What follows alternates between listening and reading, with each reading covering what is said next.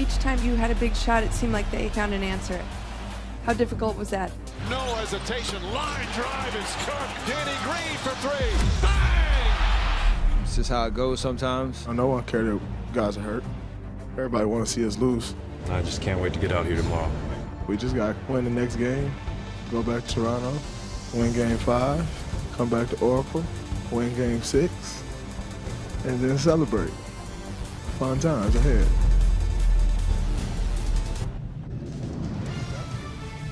All right, we'll see who's going to be having fun. As we're all the way live from Oakland, California, the site of Game 4 of the NBA Finals, where the Raptors lead the series 2-1, meaning the Warriors, for the first time in 3 years, are no longer favorites to win the NBA championship, according to Caesar Sportsbook. To watch Game 4 live here on the app, log into your TV providers now. But we're taking you all the way up to the start of the game with a stacked list of guests, including Ryen, Russillo, Doris, Burke, Lowe, and Austin Rivers. We'll see if they think the Warriors can bounce back. But first, we start the show with two, I feel short, even in my heels. Two larger-than-life men. You know how long we go back? Yeah. How long? Like 4 flats on the Cadillac. He won the championship. There you go. Yeah. The When he was undefeated young, Mark when he didn't have a Spears, beard. everybody.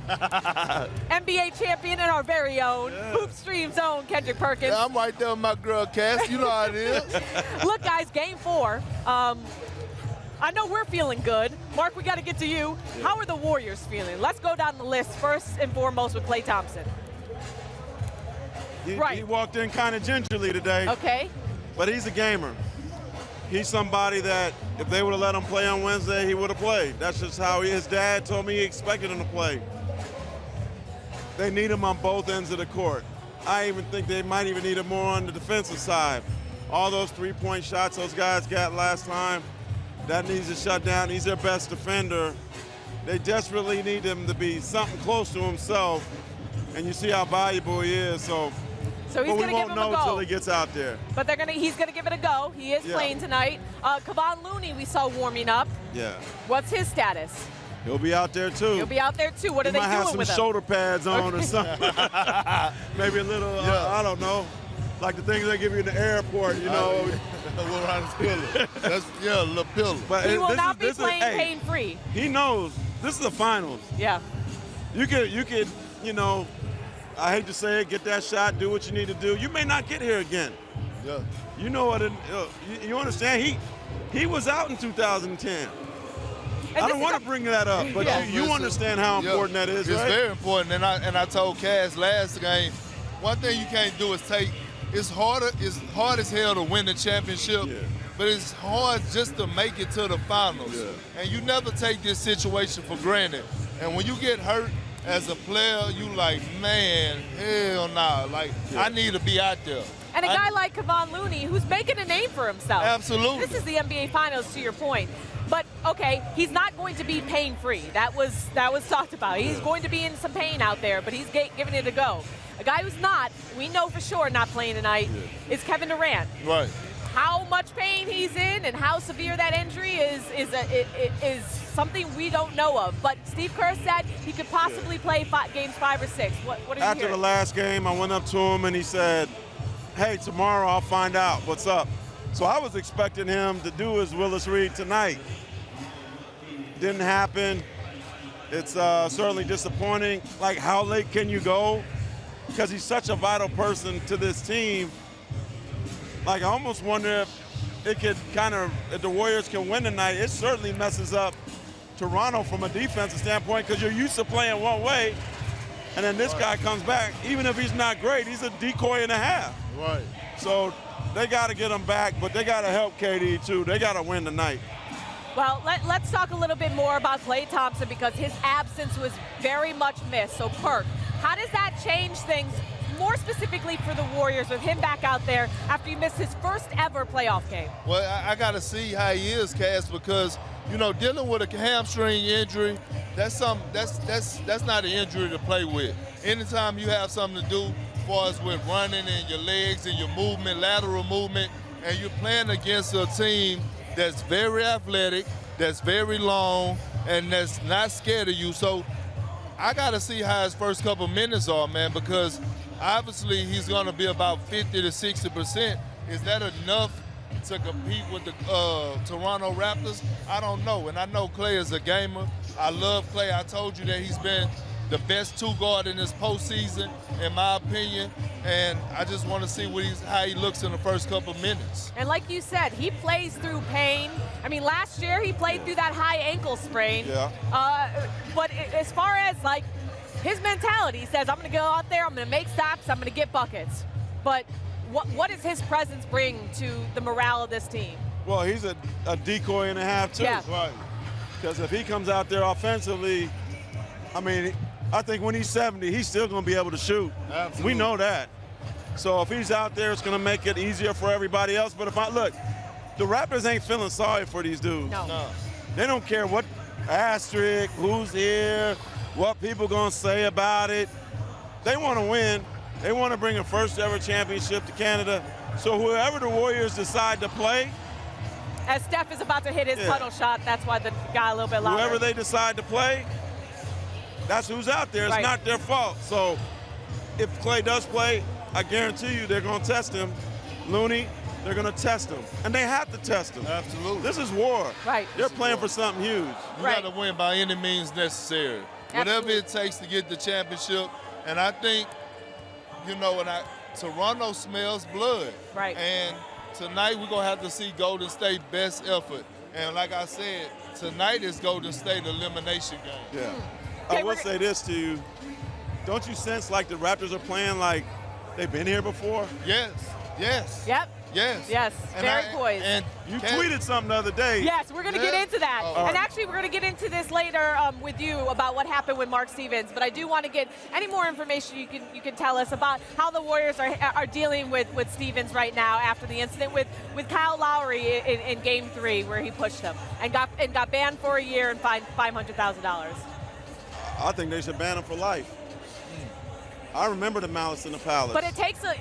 Can you explain what it takes for him to be banned for life? Because Donald Sterling got banned for life after there was a vote, and there's a process there. But there is a process, but you shouldn't put your hand on a player, period. Yeah. I understand that. I know there's a protocol, this, that, and the third. He should know better. Absolutely. You're part of the ownership group. The Warriors spent a half of their press conference talking about this man. yeah. Commissioner Silver In the NBA Finals. Yes. Commissioner Silver's down the street doing something great to Damian Lillard's old gym, and they talking about this man. Right. This ain't like he was in the stands or something. This is in courtside. If you're gonna sit courtside, somebody might hit you. I cringe anytime. He remembers this, like I heard a story when Jackie McMullen was covering the Celtics. She was pregnant, and he knows how we used to sit on the baseline. And Barkley told her once, I really don't feel comfortable with you sitting there. You sit there, I don't care how much you paid, you might get hit. So that you got to send a message that that's not tolerated. Utah, they sent a message. You can't treat the players a certain way. Right. I don't know which one's worse.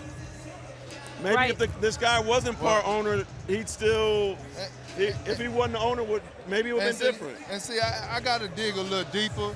And the reason is just because of the world that we live in today.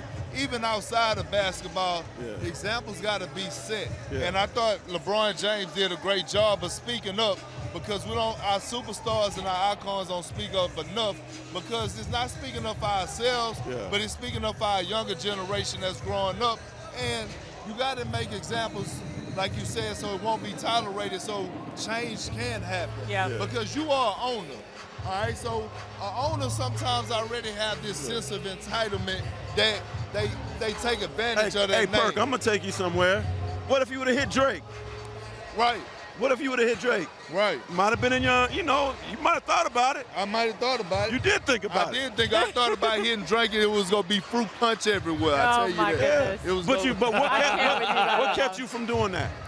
I mean, I just had to I had to control myself. Like, Words wasn't saying nothing, but if he would have hit me, I don't know what I would have done, but I wasn't going to initiate the contact. And look, and Kyle Lowry has shown a lot of poise, and he was firm after the game, continuing to repeat himself. He should get a medal for that. Yes, exactly. And you know what? Some furniture moving with me. You deserve all the prizes for stepping up big and joining us off the top of the show. Whatever y'all need. Thank you so much. Check out all of his incredible work on the Undefeated. I'm still mad at him. He invited me to his graduation, but we good though.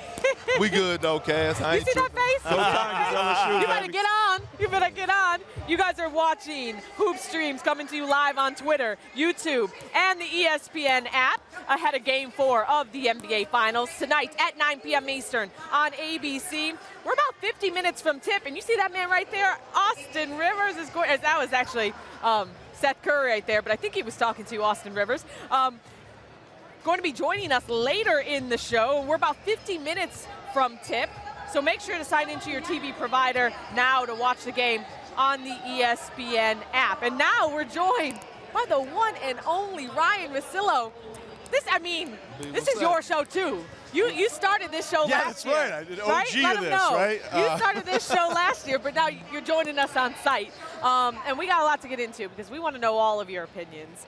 So, first things first, what is it? Burke's got all. You got Burke here. I want to hear everything. I mean, wait, we've been itching for All right, so look, I feel like Biggest Golden thing. State has been the band that I liked before everybody else, okay? And when it was 6 years ago and everybody loved that Nuggets team and I picked him against the Nuggets when nobody thought they were going to beat him. So I have a weird, ego attachment to the success of this team. And there's so many people that are just like, hey, look, you're just a Warriors fan now, even though you're from Boston. Yes. But no, I respect the organization. I love watching this team play. I hate seeing what's going on right now. But obviously, I'm not going to pick against him with Klay coming back. So I know there's a bunch of stuff that we want to get into, but I can't wait. This is my first time here. This is my first time here, so I'm ready to do it. So you are a Warriors fan, okay? But what do you make of what the Raptors have been doing so far in these? Okay, the Raptors, I feel like they won Game 3 like 3 different times. So they're on fire in the first quarter. Pascal Siakam Move goes this off. way because they got Jaren Jackson Jr. no doubt, over there. no doubt. And on the jump right now on ESPN. Watch on 2 devices. That's how 2019 works. Continue on. Siakam, Perk, we see him have moments where he looks unguardable, and he ate up Draymond in Game 1. And what he did to Jerebko, they tried to put Jerebko on him in that second quarter. That wasn't going to work. And then Danny Green closes him out. So every time Golden State threatened in Game 3, Toronto's depth on offense is so impressive. There are nights when we think about Golden State's offense, and obviously the injuries have something to do with it, but every minute this game happens between these two teams, Toronto actually has more scoring options on the floor every time they're playing. I agree. And you have to give a lot of credit to the front office of Toronto because Masai, he took a lot of chances, meaning, he traded for Kawhi, who had 1 year left on his deal. He traded for Marc Gasol. He fired Dwayne Casey, who was coach of the year, right? Okay. And now everything is making sense to me of the firing of Dwayne Casey because last year Siakam only played about 10 minutes a game. Right. And he couldn't get in the game, right. Right. All of a sudden, Nick Nurse is the coach, and now we're talking about the most improved player of the league right now. And think about this, too. Anunoby would be playing in this series. OG's a really good young player. And you're right, they took on Ibaka's contract. Yeah. They stuck it through with Lowry, even though there were times it looked like they wanted to trade him. Right. And Van Vliet's come back on. So you're right, Perk. I mean, Masai has put together this team that, they would have beaten anybody else in the West, too, despite the injuries that Golden State has right now. I agree. And you can argue about how they treated Kawhi this year, not playing him, the load management and just the hiring of their athletic trainer who's also been an MVP. It really has been a masterful job by the Raptors front office. Quickly, I want to get your take. Pascal Siakam has been an energy boost. But who has been the MVP so far of the finals? I know it's only Game 4, but it's Game 4. That's Kawhi, because everything goes around Kawhi for me. He had 30 in Game 3, and you were like, wait a minute, what? A quiet 30. I mean, as quiet a 30 as could be, but he is so different, Perk, from any offensive player I've seen in this modern era, because, you can explain it better than I can, but his ability to slowly dribble the position where he's going to kill you close to the hoop, I don't know that I've ever seen anything like it. I don't know if it's just shoulders, angles, what, but he gets wherever he wants every time. You know who I call him, right? Kawhi Jordan. Yep. His game And he's mimics very proud Jordan. of that. He gets to his He's very spots, proud of that. He turns and fades over each shoulder, and you can't stop him. Both He's shoulders dual kills you. control, both shoulders, big hands, and those floaters in the lane. It's like, I mean, he's my MVP if I had to tell one right now. Now, Oh, look, you know if- what? I'm so sorry. I was trying to figure out what all the clapping was about because Klay Thompson just got onto the court. Because there was a loud applause, and people are happy to see him out here. He is going to be playing tonight. You're going to be back with us, with Zach Lowe. There's going to be a lot of smart talk going on. I gotta get mine right.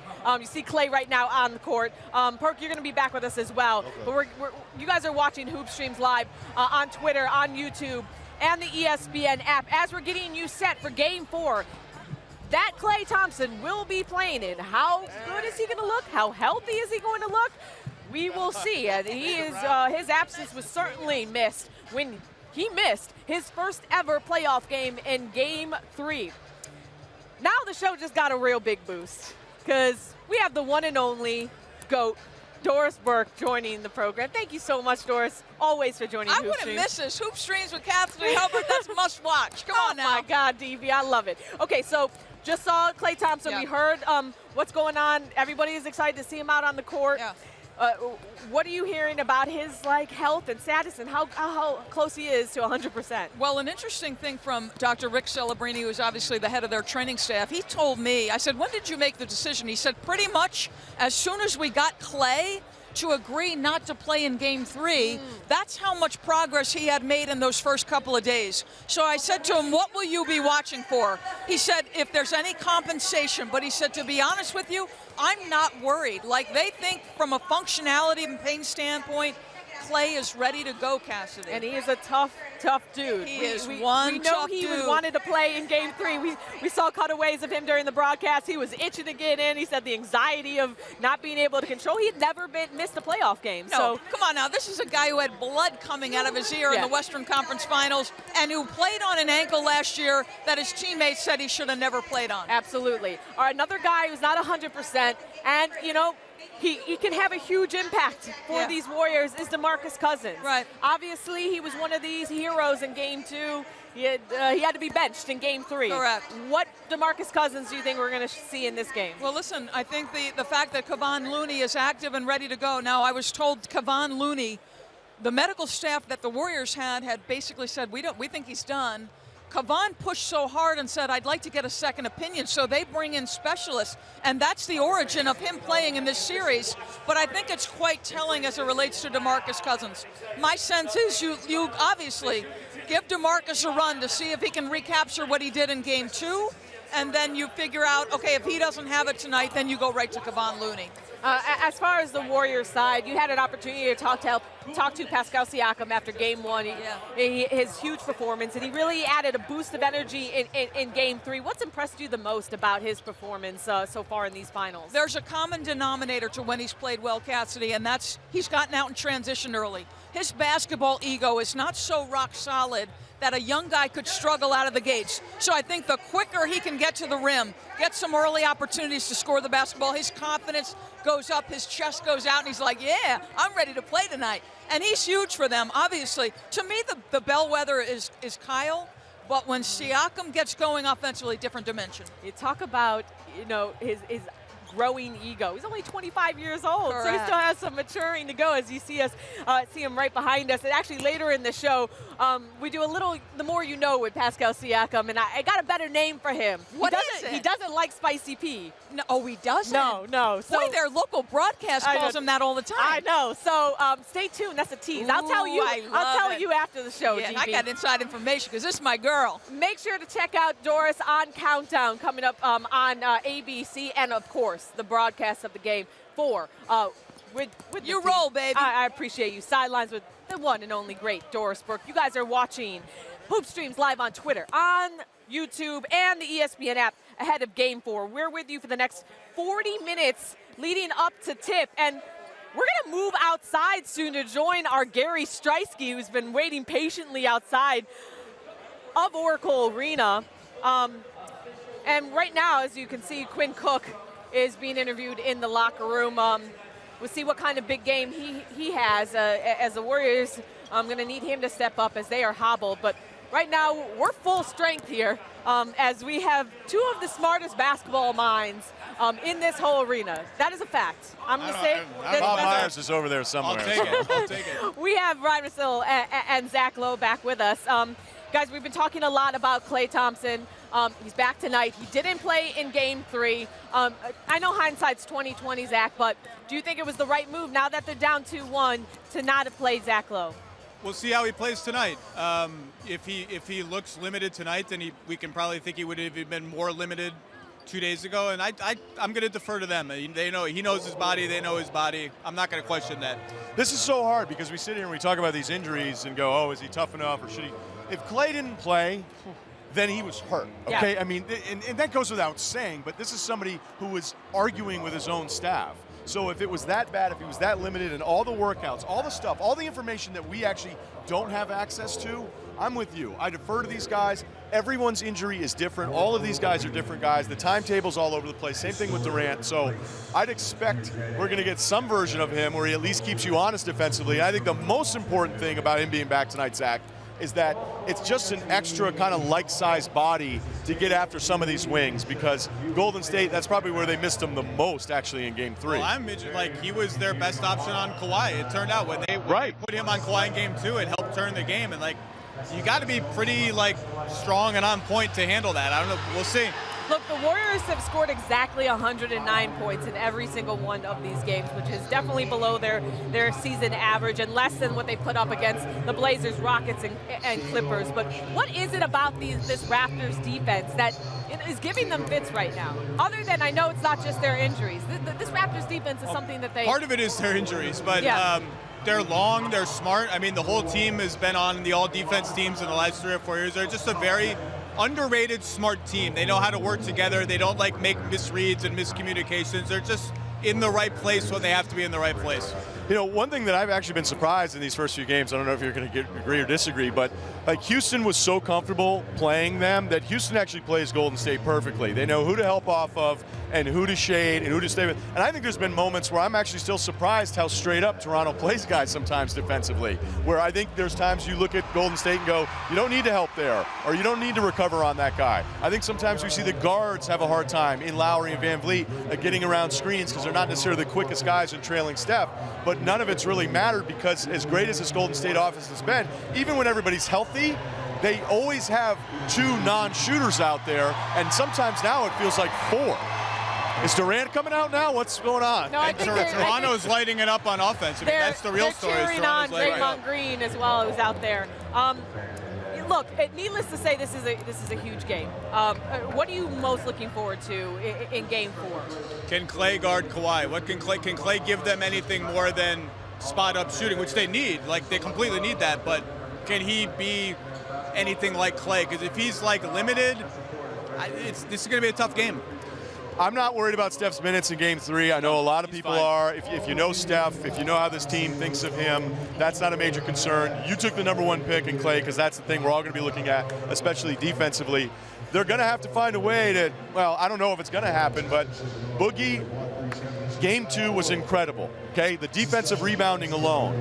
But he looked like a guy in Game 3 who's a big guy getting off a bad injury, trying to figure this thing out in a very short amount of time. So that is an absolute question mark tonight. I'm not saying you're relying on him, but it has to be better. It needs to be somewhere in the middle of Game 2 and Game 3. That all needs to be somewhere in the middle. Exactly. You go from 8 minutes to 28 minutes. I mean, you could have predicted the fact that he was going to have a drop-off after putting up 28 minutes.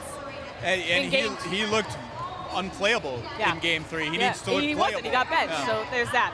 Okay, outside of this game yesterday, the big story, the Nets made a move to trade Allen Crabbe to the Hawks. Everyone has been talking about it, not because of Allen Crabbe. So please, I mean, it's true. Please explain to our audience. No, the amazing thing about the Allen Crabbe deal is it's almost like 3 people regretting it on the same transaction. If you really, like, that's hard to do. Anyway, sorry. Right, no, that's exactly what we want to get into. Can you just explain to our audience the impact of this trade for the Nets on free agency, because it has a ripple effect? They dumped $18 million that they didn't want, opened up all that cap space. They're now pretty close to being able to offer 2 max slots, and they already had 1 basically, so this would indicate to you if you're going to give up 2 first-round picks, that's a lot.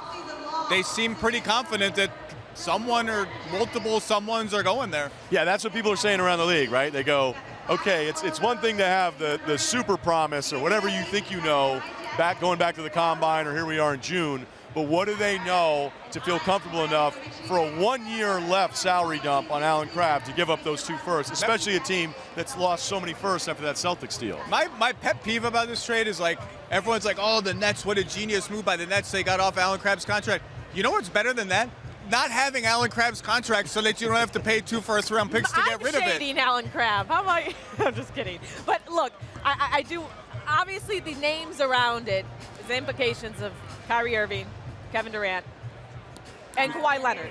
So what do you think happens with them? I'm not speculating about what Kyrie is going to have for breakfast tomorrow. Even if he tells me right now what he's having for breakfast tomorrow, I'm not going to speculate about it. But there, look, that's the right answer, because I gave up months ago trying to figure out. I can't do it anymore. It's pointless. The guy's talking about his jersey number being retired in Boston. I can't even understand his IG posts. But what I would say is that the funniest thing about all the superstars trying to figure out how to navigate this stuff, and this is what I would love about this league, and it sort of bothers at the same time. It's like when a guy doesn't have help, he needs help. And then when a guy gets help, if he's a superstar, then he's kind of like, you know what, I kind of want my own team.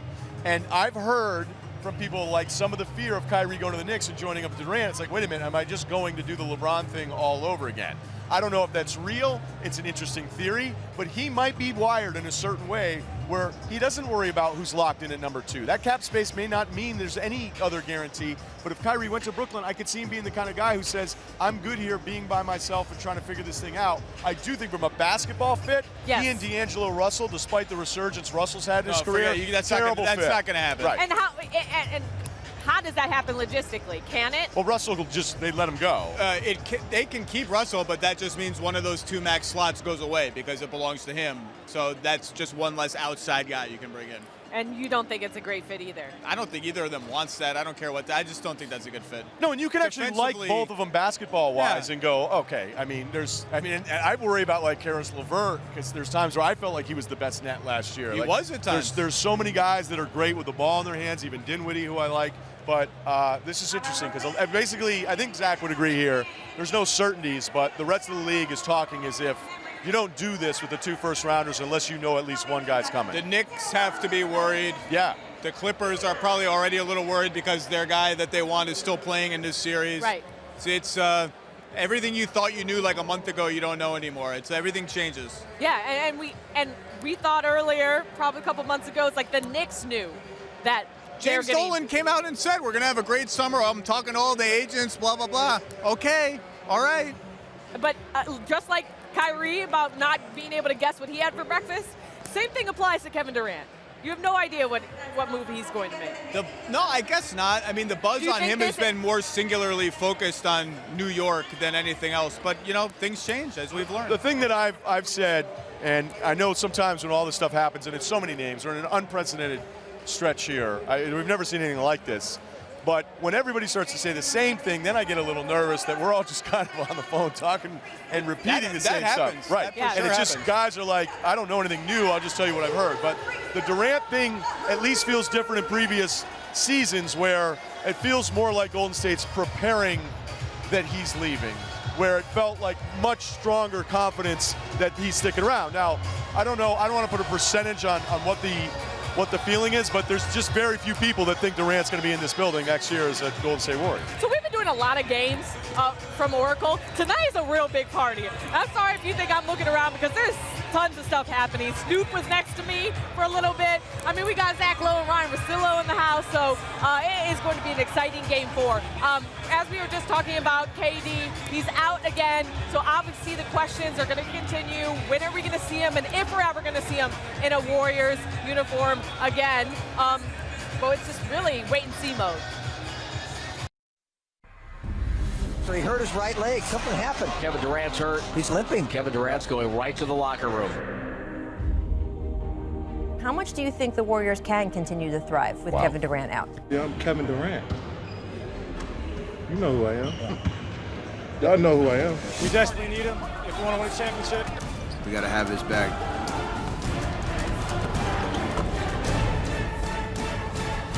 We're going to have to find a way. It's been that way since I got here. It's the Warriors and KD.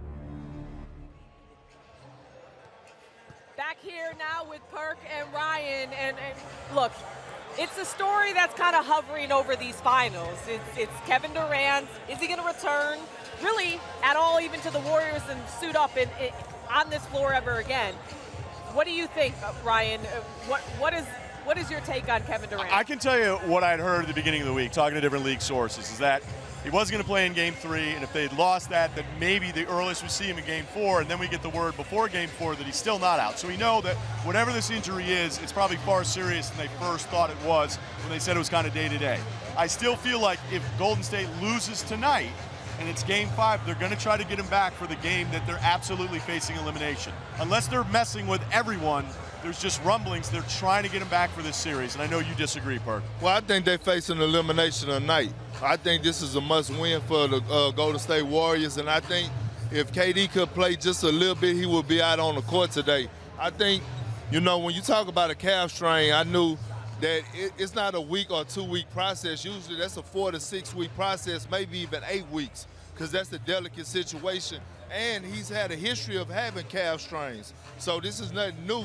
So, they keep pushing it back because they want to keep Toronto, the fans, off guard. But, every time they push it back, the series getting closer to being over. So I think, if KD was to be coming back and he had any intentions of playing, today would be the day, because this is a must-win situation for Golden State. Let me ask you this real quickly. If Kevin Durant doesn't return and they lose, do you think that it impacts his decision whether or not to come back? I think it does.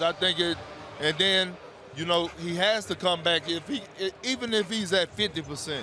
But I think tonight, if they had to push the line, like, for example, Looney's coming back tonight. He's playing tonight. So this is how serious this game is. It's the NBA Finals. Of course it's serious. Yeah, but Perk makes a really good point. Like, we're sitting here, we're waiting every game, and then you go, like, not that this isn't stating the obvious, but it's this bad of an injury if he still can't get back. And I think you'd probably agree that, like, with skinnier guys, the calf stuff is usually worse. Like when half your body's a calf muscle. True. Fair. I mean, it's tough to get back and get this thing healthy. I don't know if you know this, but Perk's one of the best follows on Twitter. I'm aware. Okay. I remember Perk from the So much so that we created a segment, so original, title Perk's Tweets. And let's get into it. And obviously one of the biggest stories from Game 3 was what happened with Mark Stevens. And here is what Perk tweeted. Golden State, before the NBA handed out their penalty, Golden State owners should be fined $2 million and should be banned for 2 years. Think about NBA players and coaches get fined $25K plus for criticizing officials, $500 to $25K for technical fouls, and around $5K to $10K for throwing their mouthpieces. God knows how much for doing anything to a fan. Now, Mark Stevens, the minority owner, ended up getting a 1-year ban and $500,000 fine. In the end, Perk, do you feel like the punishment fit the crime? No, I don't. I think, and I was being light on my tweet, but I think he shouldn't be allowed back in the arena. It's the same way as that, Cassidy, if you was in the ESPN studio and somebody happened to walk in and hit you or assault you, you wouldn't want them back on the premises at all. And it goes the same way with the owner. Just because of who he is shouldn't even matter. Everybody should be judged the same. And like I said before, I know players that then got suspended for hitting a fan and got suspended for 2 or 3 years or whatever the case may be. And no matter how light the tap was or the shove was, it shouldn't have been done. And I thought the league should have did a better job of setting a standard that this is not going to be tolerated. It feels now, though, no matter what happens, it's never good enough for the public. Like, we are in a rush. Absolutely. So almost like we're just south of the death penalty on some of this stuff. So if he's banned for a year, it's a massive fine. If you want to tell me it should be 2 years and a bigger fine, I'm not going to disagree with you. But the league also doesn't have the power to ban him for life. It has to be voted upon. To sit there and some of the stuff I've heard, it's like you got to force him to sell. And look, it's a terrible look. He's apologized. You know what he needs to do? He needs to go on a TV show immediately and give a human element of his apology. Right. And then what happens is the public, as much as they jump on you and want the worst punishment for you, because he deserves it. Right. They can also, we all have this human reaction where then we'll kind of go, all right, he does seem sincere. How much did they fine Drake for messing with you? They didn't fine him, but they didn't let him come back to the rest of the finals. But that's right. Well, here's the thing, and then a Utah Jazz fan who was talking to Russell Westbrook got banned for life, and so the Adam Silver gave the response that you know, he showed contrition. Mark Stevens showed contrition, and that's the reason why, you know, he said forgiveness is part of our league, and that's the reason why he didn't do a lifetime ban or anything more steep. But I mean, how do you not? How does this not apply to everything? It's a really hard thing when you ban that one fan for life because he's not a majority owner. But it's not just one fan, though, Cass. It was two minority, fans. excuse me. It was one fan in Boston that disrespected Demarcus Cousins. He was banned for life. And there was another game with the Red Sox game where the guy threw the bill on the player, and he was banned for life. So, you know, my whole thing is I don't wish bad on anybody, but at the end of the day, as an owner, you should know better. You should know better. And I would just like to be a fly on the wall during the owners' meeting when they meet in the summertime, just to hear their discussion, because not only did he tap him, he said some crazy stuff to Kyle after that. He did. Yeah, that's crazy, because in the heat of the moment, too, you think as a player, like, now you're provoking him. Right. And you're right. If Lowry goes back at him, then it's Armageddon. Look, if people want it to be more than 1 year, more than being fine, that's fine, but I feel like we've been a middle ground. We've been in this rush now, and I don't know how it's happened the last couple of years where people are just out of control with the punishment that they want. Right. I'm not saying what he did was right at all. He screwed Pitchforks up. on He's social saying this media. stuff, but it's like everybody's trying to outdo each other. Right. And I think he needs to. Somebody who's close to Mark Stevens, they need to get him on a TV show. Yeah. Get him on soon. Get that human element. Right. Show how sincere that apology can be. And I actually think things can turn for him a little bit after the year's up. You mentioned how he was provoking Kyle Lowry, and you know, Kyle Lowry, you got to give him credit for how poised he was in that situation. He said, you know, I was thinking of my kids, I was thinking about my teammates. It was almost like, I can't believe this is happening to I know, me, exactly. But really, the Raptors have been showing poise throughout these finals. And you actually had a tweet, as we go back to Perk's tweets, where you talked about their game faces after Game 3. I just witnessed something very scary tonight after the game. Toronto walking back to the locker room after the game, and nobody was celebrating, and they weren't smiling or nothing. Them boys. That's my bad. No, that's okay. Don't worry about it. We got it. Yeah, we got it. Take it from a former champ. So, former champ, how locked in are they? Well, I was watching them, and, you know, for a team that just got here, for, you know, maybe 3 players on their team been to the finals. And they never been in this situation. And I was watching them walk through the tunnel, and they was dead serious, like, this is nothing. We still got a long way to go. We didn't correct it on our lower. That's okay, though. We all know. Yeah, but it was impressive to me because it wasn't no celebrating. It wasn't any high-fiving and stuff like that. And you don't see that out of a team that first time to the finals. And that just told me that they're locked in. They know that the job is not finished, and they're not scared of the Golden State Warriors.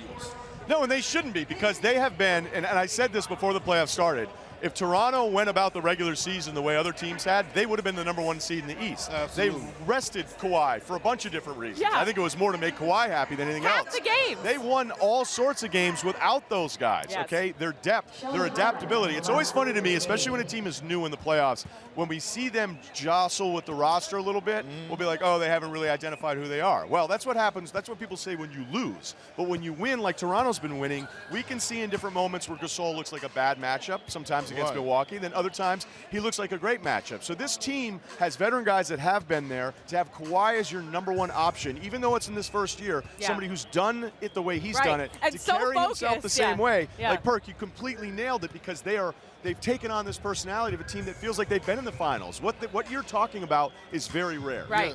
Yeah. And we saw, and I want to just point out this video of Kawhi so focused that he can't even dap up his teammates. As he left Norman Powell hanging pre-game because he was so focused on getting. That's because Powell's not in the rotation, probably. No. He actually opened up to our Rachel Nichols about what actually happened in that exchange, and also what's going on with that knee injury and the looming free agency. Take a look. Kawhi Leonard has been good. They need him to be great. Leonard gets away from Bell, and throws it down with a foul. Leonard for 3, knocks it down. They win at Oracle Arena to take a 2-1 lead as they took advantage of the undermanned Golden State Warriors. So you guys have seized home court advantage in this series, but it does sound like Klay Thompson is going to be back for Game 4. How does that change things for you guys? It's big. I mean, it's one of the greatest shooters to play. Going to space out the floor for his team, another defender. I mean, everybody knows how good Klay is. Leonard puts it down and comes up limping. I mean, look, there's a bunch of injuries on both sides. Still no Kevin Durant for Game 4. You seem to be favoring your leg a little bit, but are still out there playing. What do you have to do to get around any pain or discomfort so you can still play it the way you want to? Just go out and play. It takes a lot of, pre-game effort now, seeing medical, warming it up, going from there. That's the big thing about it when you do get injured. You can't just run on the floor after your shoot-around pre-game shots. Got to go back, do something with somebody until game time. The Raptors training staff has been so attentive to you. They've gotten you on the court for these finals. You have your load management to get you ready to play for the playoffs now. What did it mean to you that they trusted you and trusted you to know your body? It was big. When it got bad, we ended up taking, 4 or 5 games off. And, if we didn't do that, I wouldn't be here right now for sure. I'm already favoring and, the way we laid out the schedule was good. I'm happy. You made that big a difference. Yeah, for sure. I don't think I'll be playing right now if I would have tried to go through that season. Look, the Raptors want to have this partnership with you. They've been upfront saying we want him to resign this summer. And it's weird because you're sitting here in the middle of an NBA Finals, which is clearly all you want to focus on. Free agency is only 3 weeks away, though. Can you start, though, to think about what factors are going to be important to you, what you think you'll consider when you do think about it? Not now. Obviously, you know what you want, but I'm not thinking like just because of this and this, I'm going to resign. I'm not even thinking about resigning or what team I'm going to go to, free agency, none of that. I'm just focused on what's in front of me right now. And then, once it's over, then I'll revisit everything. Rachel got Kawhi to smile a couple times there. And look, Warriors fans are hoping they're smiling tonight as it's a party outside of Oracle right now. Could this be the last game ever in Oracle? I know those fans are hoping it's not. And we made it outside to join our buddy, Gary Striewski. I've just been out here on a lonely island for 30 minutes. And what I've been observing is like people are going into this building nervous because to your point, this could be the last game played at Oracle if the Raps take care of business. To the point, the Raptors or the Warriors know that too. They got a piece of the old court right off camera here. You can't really see it, but like fans are signing it as they go into the building, like their goodbyes to the Oracle because the Chase Center opens up next season. Yeah, as they should. Yeah. Perk is real confident As they should. in his Raptors pick. I'm telling you. Gary, we actually, since this is a going away party, regardless what happens in these NBA Finals for this arena, because they're going to be opening up a brand new basically billion-dollar arena over in San Francisco. You had a chance to tour it. Yeah, what can you tell us about it? President and COO Rick Welch took us on like an exclusive look of Chase Center, and it's right down the street from Oracle Park where the Giants play, obviously across the bridge. There I am. Safety first. I look ridiculous. And basically what he was saying, it doesn't look like your standard brand new billion-dollar arena, and that was like the intent. They said they kind of wanted to replicate what Oracle Arena, for better or worse, has. Everything housed there, complex, practice facility, the offices for all of the employees, and pretty much what they said is they took the bowl and the intimacy of the bowl that is Oracle, because you're sitting right on top of the court, and they basically copy-pasted that, just a newer version in Chase Center, to the point there's no upper bowl on one of the ends, and it's 1,500 seats fewer than what's inside because they want more people to just go crazy. Hey, in this world of trying to figure out the financing of this stuff, you give this ownership group a ton of credit. It's going to be sick. It's in San Francisco. They're trying to just line up with making San Francisco arguably like the most competitive city in the world, or excuse me, at least the United States. Sure. But there's a griminess to Oakland that is a compliment. You know, just walking around here, where I can understand, I can be sympathetic towards. You're not losing your team, but these people. You meant griminess in a good way. That's what I'm saying. Texture, right. culture. E40, the counselor grimy. Yes. And I feel like. And what I can say, I can confirm, absolutely no griminess at that billion-dollar facility. Matter of fact, it's like sterile clean. We walked in, I bet you it's going to have all the apps. And it looked like a hospital. It's going to have all the apps. It was sick, but it was awesome. I mean, obviously, tip of the cap for them showing us the new digs. Steph Curry apparently already has his locker picked out. Before they even put the lockers in, he walked in the locker room and was like, put mine right there. Do KD have his? And that's that was the next question. People were like, hey, where's KD's? And they're like, you know what? Let's show you the practice court. Right. Oh. So we have no idea if we're going to be returning here for Game 6. So, let's see if the players were possibly sending this place off in style as we walk it out. Okay. This is where, Ryan, we critique people's outfits. I'm in a T-shirt, so I'm going to bow out on this one. Let's see the Game 4 fit. I went to Barney's today and just decided none of it was going to work for me. So. You went with that, comfy, cool. Like, where's your wide receiver cool. section? Hey, we got Steph. Oh, is that a black tee? Hey, same as me. That just hey, you guys are basically the same. Probably more expensive. Kawhi with his claw sweatshirt. Of course. Oh, of course. There's a little his logo drama back there. Yes. Okay.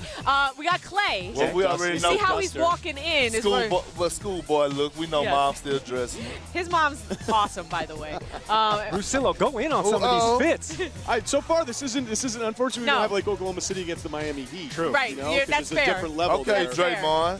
That's fair. Draymond always has something. Draymond always throws some swaggy on. I like. I like that. Is that Danny Green? With the suspenders. Is that Bob Myers? That's a Wall Street. Strictly Wall business. Street No look. jacket look. Is that Boogie? Is DeMarcus bringing back cargo From this shorts? angle with the sun, that looked like a safety vest, but I don't think it is. This is second like Cancun look again. That's right. DeMarcus, yeah, he'll go for it. He'll go for it right now. You know what I've noticed, though, walking around here? What? People love Perk. This is unbelievable, Uncle man. Perk is the real deal. I know you were in the league a long time, but like I would have thought you played here the way people show you. They love me now. They didn't love me last year, though. Like, no doubt. It's cool, though. I didn't know I had this much love. I sure appreciate it. You deserve all the love. And then the crazy thing, I wonder if they would be speaking to me if they knew I was actually going for the Raptors. They've been watching you all over hoop streams. What are you talking about? They heard you. They heard you. Raptors in 6. You're sticking with that pick. Only because Kevin Durant is out. That's the only reason why. If it was Kevin Durant playing, I would go to State and 7. So you think tonight then decides the series, even though we got one more no matter what?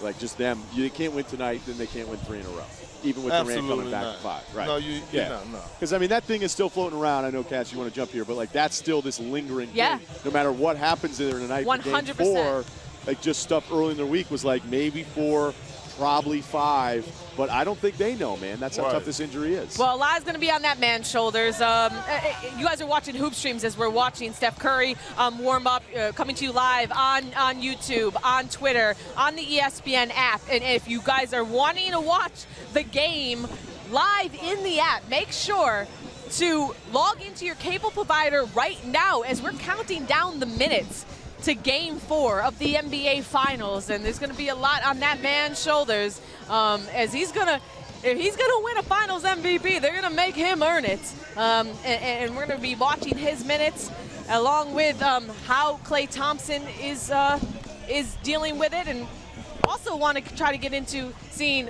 there's Andre Iguodala and how close he is to 100%, because people may forget that he's also dealing with a bunch of injuries.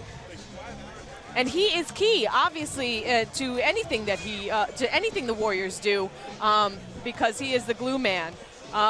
So we'll see how they do in Game 4, and we're now joined by the one and only Austin Rivers in the house. Looking clean. Family, I raised him. Boy, you looking sharp as He raised you is what happened. Tell me, what's the backstory? Shoot, I've been knowing Austin Rivers since he was in diapers, man. I've known Perk since, I don't even know. He was back in the 7th grade, 4th grade. Fifth, 6th grade. Listen, actually, I'm the first pro that he actually beat in the one-on-one. He beat me in the one-on-one. I've heard some stories about you actually challenging a lot of people to one-on-one. He came in to practice one day after practice, and I was like, well, let me see. We went to 5. Austin beat me. Hey, I took it very seriously. He did. They had the shoes untied and just kind of get warmed up for practice, but that was like my NBA Finals. So I went really hard, I mean, but that's what made you who you are today. Yeah, I think it was a part of it. I'm big on the swag right now, too. I know. Thank you. Look, we just did a Walk It Out where we critiqued all the outfits. They were real casual. You're actually bringing I dressed up today. Your A game I bought today, everything. I bought it all. Look, got a lot of NBA experience between you two. Let's get a little into, obviously it's never fun to be sitting and watching the Not at NBA all, Finals, and your Rockets were eliminated by these Warriors. And when you see sorry about that. I mean, this is the facts only. It wasn't your fault, though, Austin. You played your ass off, man. So, given what you're seeing with the Warriors right now and all the injuries that are stacking up and what you know about this team, having faced off against them, and people saying that you guys were their biggest challengers, how vulnerable do you see this team right now? They're very vulnerable. Their biggest thing is their star power. And without star power, they're not going to win the game. I mean, there's 3 keys to the night, in my opinion. I think number 1 is what percentage of Klay do we get? Because someone needs to help Steph score. He has too big of a load on him right now, and he's not going to be able to. I mean, he scored 47 points last game, and they still didn't win. So that's point number 1. Point number 2 is who can manufacture points other than Steph if Klay is not himself, assuming he might not be. Who else is going to score? And then number 3 is the Raptors role players going to continue to play this confident, man. They're playing great basketball right now. Everybody is. Yes. To say they've never been here, I agree with you. Right. We do want to get your opinion quickly also, because I know you got to let you go, get you back into the arena so you can watch this game. But one of the biggest stories coming out of Game 3 was obviously that fan interaction with Kyle Lowry. Right. And you know, the 1-year suspension, really, not a ban, that was given to the minority owner, Mark Stevens, and also the $500,000 fine. What do you make of fan interaction these days, and what happened there between Kyle Lowry? Well, if that was anybody else, they would have got a lifetime ban. So, you know, it is what it is. And I'll say this. Preach. He's very fortunate it was Kyle Lowry. Kyle Lowry's a very mild-tempered man. If that was pretty much 99% of the NBA else, that would have been a lot worse of an altercation. And I'm glad it was Kyle, because Kyle handled it the right way, but a lot of guys would have not handled it that way, and there's no place for that. I mean, the dude was doing his job, diving in the stands, was making sure the lady was okay that he accidentally hit, and this guy's pushing him for whatever reason, so there's no place for that. He should know better, especially him being a part owner. Hey, Austin, keep talking, man. You making me proud. I'm telling you, Austin came out here and he went, there's 3 keys to this game. Hey, you making me proud. I know you have a long career I'm over on here, the court I'm ahead sitting of over you. here like, yeah, man. But They taught me well, man.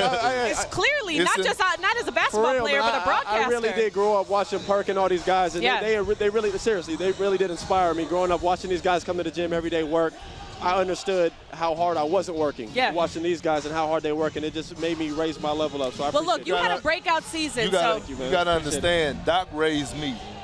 I was 17 years old. Doc raised me for 9 years. So, you know, it's in the blood. Absolutely. It's in the blood. Well, 2 grown men here on the set who had an amazing career, and you are continuing to build on a great career, had a breakout season. So thank you so much for joining us. Thank you for having me. And enjoy Game 4, I will, Austin. I will. Really appreciate you taking the time. You know, another guy who's been growing before our eyes, Pascal Siakam. And we got to get to know him just a little bit better at practice yesterday. The more you know about Pascal Siakam. And let's start. Thank you so much. Oh, bring it in for the real thing. I don't know, that I'm nice. I don't know. Yeah, you are. Yeah, I'm a nice kid. Okay, what about your biggest pet peeve?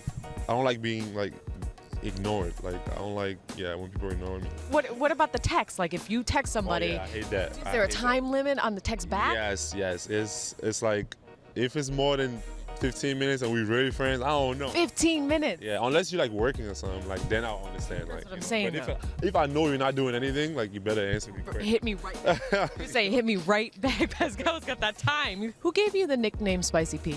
Actually, I've used spicy before, just in terms of okay, if it's a nice play, I'd be like, oh, that was spicy. You know, it's stuck, and people just say, oh, Spicy P. Do you like it?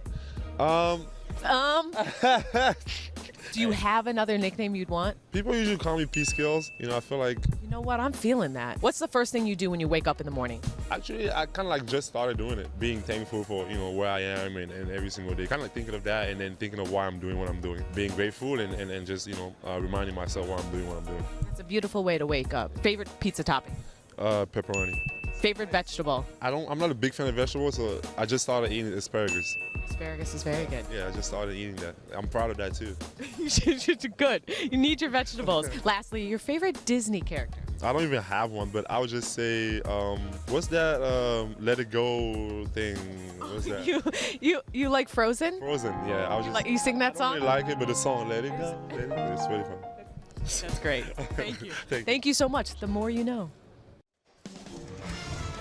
So what we found out is Pascal, he doesn't like Spicy P. He wants to be called P Skills. How do you guys feel about that? I like that. I don't The spicy P is more for I think it's more for a dancer, female dancer. You know what? You know when you talk about spicy. I'm just saying when you talk That's about a bad female dancer name. But spicy Like P, if somebody told me, hey, do you want to go see Spicy P after last fall? I'd be like, I don't know. I know this is an internet show, but y'all, chill. Oh, my bad. But here's what happens. There's a rule here. There's a rule, and the rule is when you're getting like 7 a game, your nickname's whatever it is. Right. And when you become most improved player, when you're Right. putting 20 up in the say whatever finals you want. game, I will then say, you though, get to change it. The PR team for the Raptors, they sent out hot sauce, Spicy P hot sauce, as a way to kind of like tell voters to vote for him for most improved player. They sent me Kevin Love cologne years ago. They didn't even have to do that because if I had a vote, he got mine. I know that for sure. Yeah, no. Yeah, I think he's going to win in a landslide. All right, so let's get to some chirping, Perks. So this is a segment where we like to get into the beef and people chirping at each other. And what we learned in Game 3 is never mess with the Bayhive. Oh, my gosh. Oh, my goodness. I'm afraid to even do this segment Okay, right now. our cameras caught this shot of Nicole Curran, the wife of Warriors owner Joe Lacob, leaning over Beyonce to talk to Jay-Z, and people pointed out how Beyonce looked annoyed. Look her face. Look, Ramona Shelburne spoke with Curran and said that she was merely asking if they wanted a drink. You could see, she could say vodka Beyonce lime. wasn't trying to hear none of that. Don't speak to my man at all. Oh, man. Okay, look, she's been getting death threats. She had to shut down her social media. The Beehive is strong. This is the most powerful woman in the world. Again, I'm not afraid to even comment further on it because I don't want to. I want to be on Beyonce's good side. The conversation that we had earlier about, it's been a rough day for Warriors owners. Let's put it that way. But like how on Twitter everyone wants to kind of pounce without really getting enough information, and that's kind of what happened here. Yeah, I mean, there's no point of today of like talking about what happened with Lowry and the minority owner Stevens and wanting to try to pursue some angle where you're defending Stevens. All I'm saying, though, is in the future, like, we need to look at those first 24 hours when the thing happens and everybody is in a race to the most damning punishment you can think of. And then I swear, it's human nature. A week later, everybody's like, oh, man, did we freak out about that a little bit? Now, look, what Stevens did is bad, and his punishment, it could be worse. That's fine. But, like, all of these things, the Bayhive went crazy. Yeah. Is it Beehive or Bayhive? It's Bayhive. They went live. It's either one, really. I don't want no problems with them. I'll tell you that. Yeah. Okay, let's get to more That's like basketball. the Beliebers. Say something about that game. Let's get to more basketball. And this is dealing with Alan Crabb, who got traded yesterday to the Hawks, and he didn't seem too happy about it, posting this on his IG stories. Business is business, but it's always going to be personal to me. And Perk, I mean, you've gotten traded before. What do you think was going through his mind? First of all, I mean, you got to look at the situation. Alan Crabb really wasn't getting minutes in Brooklyn anyway. Yeah. And then look at your situation. The Hawks are good. What is happening here? What is going on? Come on now. Perk, I said, I heard you say you were down with the Raps. Yeah. I just need you to know I'm down with the Raps, too. Hey, Game 5, what is called? What we doing? What's that, surfing? What we doing? We're going crowd surfing. Yes, we are. When we're back in Toronto, and I just want to say, Raps in 5. You can see it. Raps in 5. I only got 2 fingers. But just know it's Raps in 5. Gary, you're doing the most, okay? He's going to go jam over there as we get DJ Umami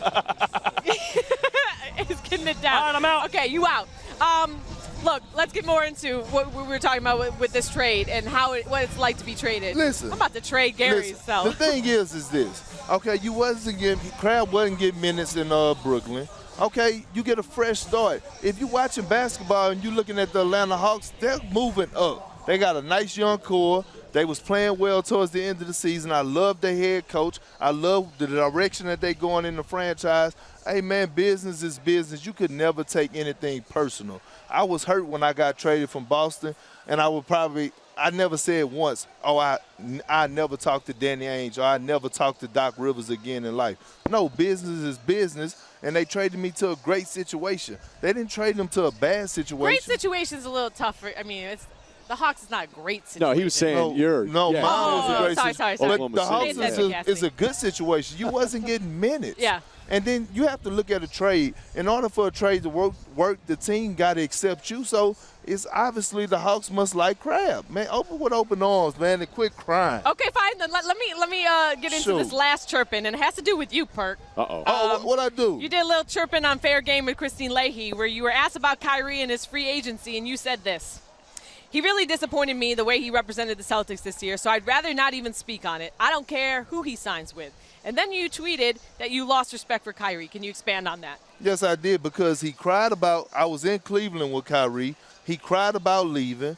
He complained that, Braun got everything he wanted. He cried about every situation. He wanted out. All of a sudden, he gets to Boston. He get his own team, his own Batman. You go to a historical franchise with a lot of legacy behind it, with everything, one of the best franchises in the world, and you don't represent. You get your time to shine. You talk a good game like you Kobe Bryant, and you come out there, you don't perform, and then you come to your press conference and you like, oh, I'm looking forward to watching the Milwaukee Bucks play. Like, really, dude? Like, nah, just go ahead and kick rocks. We're about to wrap up, but he just said a whole lot. Quickest reaction. Are you signed with a company right now? Because we need to pick you up immediately. That was amazing, wasn't it? There's nothing to add. That's Kendrick Perkins for you guys. That is Kendrick Perkins. I'm glad that you're not roaming around in that Raptors suit. It was too sweaty. Well, okay, wait. Hey, what we doing again? What is called? We're eating poutine in Canada and crowd surfing. Well, I can't wait to go crowd surfing. And I said medical staff on standby. Oh, you guys got to watch that hour-long edition of Hoop Streams before Game 5. We're going to be back in Jurassic Park.